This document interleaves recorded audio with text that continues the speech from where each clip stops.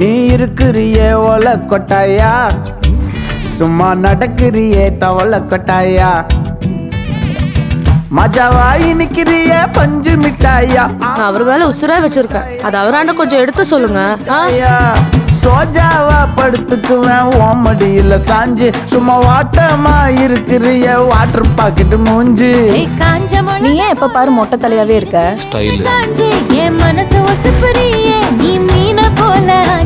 அவரோட இன்னொரு ஹோட்டல் இங்க பக்கத்துல இருக்காமா, அங்கேயும் போய் அங்க இருக்கிற ஷெஃப்ங்களுக்கும் இந்த பிரியாணி எப்படி பண்றதுன்னு சொல்லி கொடுக்க சொல்றாரு. இதுல என்ன சிந்து சிக்கல்? போய் சொல்லி கொடுத்துட்டு வர வேண்டியதானே. ஆனா இன்னைக்கு இல்ல செவந்தி, நாளைக்கு தான் சொல்லி கொடுக்கணுமா. நாளைக்கு சொல்லி கொடுக்கணும்னா இன்னைக்கு நைட்டு இங்க தானே ஸ்டே பண்ணணும். அதனால திரும்ப ஊருக்கு வந்துட்டு நாளைக்கு திரும்பி வரலான்னு யோசிச்சுட்டு இருக்கேன்.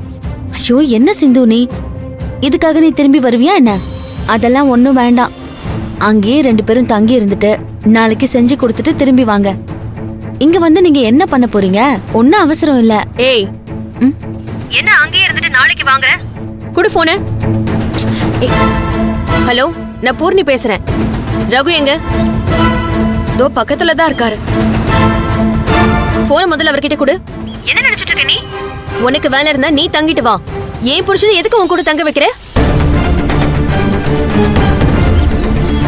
ஹலோ, நான் ஒன்னும் தங்க வைக்கணும்னு சொல்லல, அவங்க தான் தங்க சொல்லிருக்காங்க. சரி, உன் ஹஸ்பண்ட் கிட்ட நீயே பேசிக்கோ. இந்தாங்க பூர்ணி பேசணுமா? ஏன் சிந்து? பேசுங்க.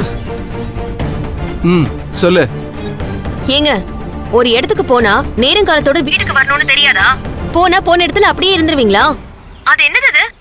வீட்டுக்கு இன்னைக்கு வருவேன்னு சொல்லிட்டு இன்னொரு நாள் எக்ஸ்ட்ரா தங்குறது. கிளம்பி வாங்க முதல்ல.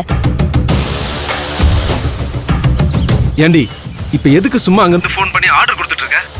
எனக்கு தெரியாது நான் எப்ப கிளம்பி வரணும் எப்ப தங்கணும்னு.